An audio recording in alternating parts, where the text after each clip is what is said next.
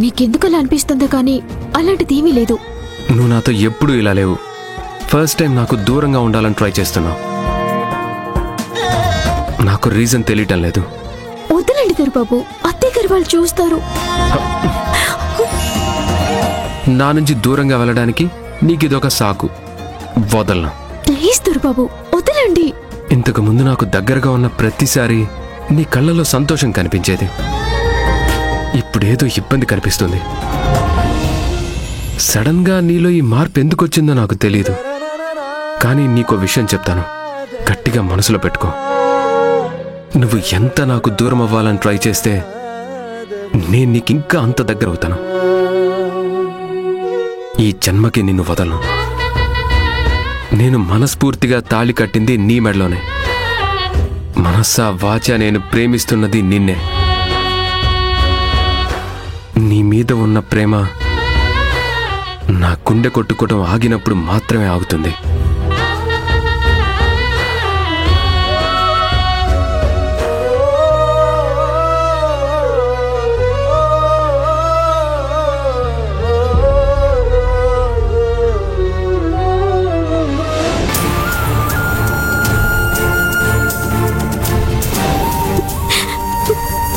నన్ను క్షమించు దొరబాబు. నిన్ను దూరం పెడుతున్నందుకు నా ప్రాణం ఎంత విలవిల్లాడుతుందో నాకే తెలుసు. నువ్వే కాదు దొరబాబు, నీ మీద నాకున్న ప్రేమ కూడా నా గుండె కొట్టుకోవటం ఆగినప్పుడే ఆగుతుంది. కానీ నేను అమ్మకిచ్చిన మాట కోసం నీకు దూరంగా ఉండాల్సి వస్తుంది.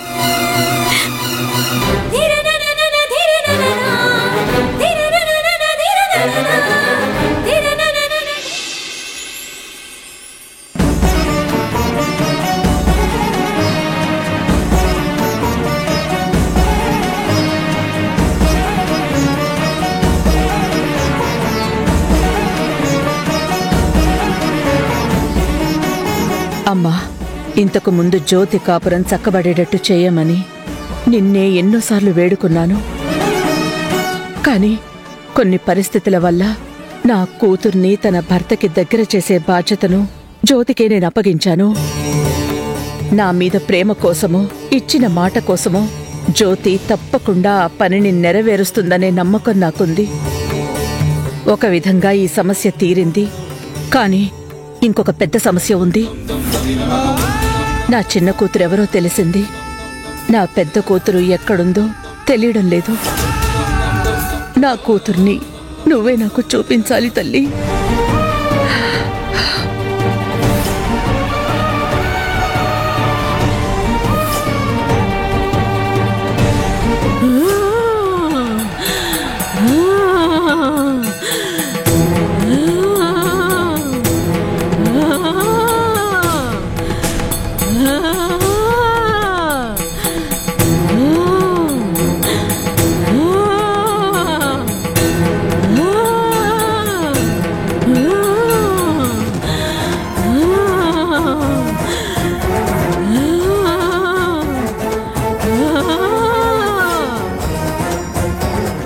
ఈరోజు చంద్రగ్రహణం.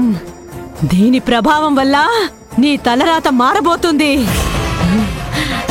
ఎన్నో ఏళ్ల నీ ఎదురుచూపు ఫలిస్తుంది. నువ్వు కోల్పోయింది దక్కే సమయం ఆసన్నమైంది.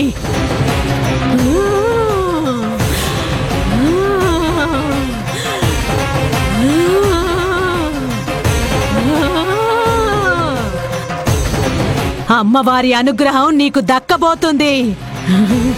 కానీ అందుకు మూల్యం నువ్వు చెల్లించాల్సి ఉంటుంది.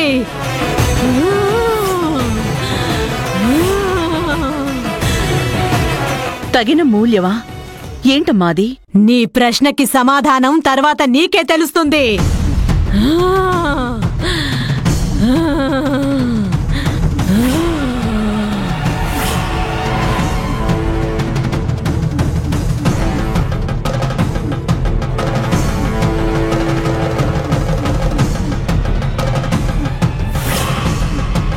ఏంటమ్మా నాకు ఈ అగ్ని పరీక్ష? నేను కోల్పోయింది దక్కబోతుందని ఆనందించనా? తగిన మూల్యం చెల్లించాలి అన్నందుకు బాధపడ్నా? అసలు అసలు ఏం జరగబోతోంది?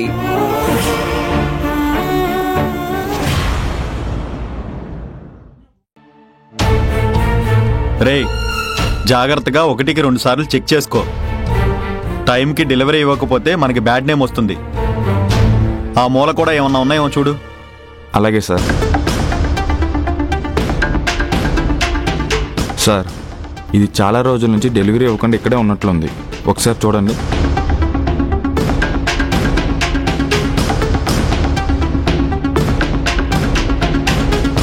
From Chittaranjan to Madhavi. రే, ఇది 2 నెలల క్రితం డెలివరీ ఇవ్వాల్సిన లెటర్ రా. ఎలా మిస్ అయిందిరా? 2 నెలలా? ఎవరు సార్ ఆ చిత్తరంజన్? ఇతను చిన్నప్పుడు ఫోటోలు చూసి పెద్దయ్యాక వాళ్ళు ఎలా ఉంటారో ఊహించి బొమ్మలు గీస్తూ ఉంటారు. కొన్ని కేసుల విషయంలో పోలీసులు కూడా ఇతని హెల్ప్ తీసుకుంటూ ఉంటారు. ఇదిగో, దీని మీద ఉన్న అడ్రస్కి డెలివరీ ఇచ్చేయి. లేదంటే అతని కంప్లైంట్ ఇస్తే మన ఉద్యోగాలు పోతాయి. అలాగే సార్.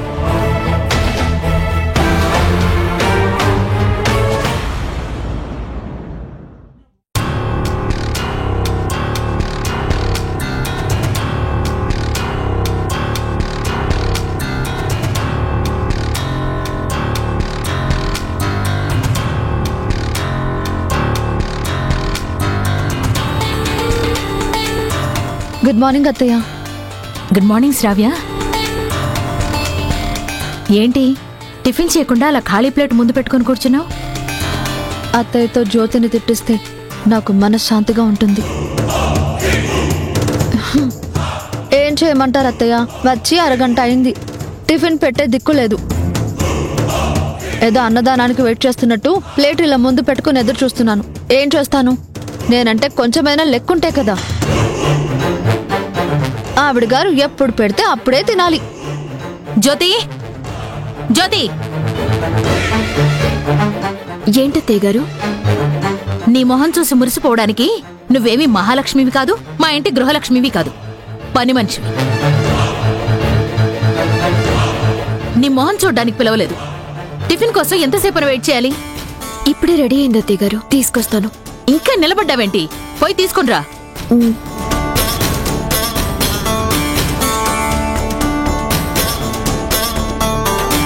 ఆహా, అత్తయ్య జ్యోతిని తిట్టడంతో టిఫిన్ తినకుండానే నా కడుపు నిండిపోయింది.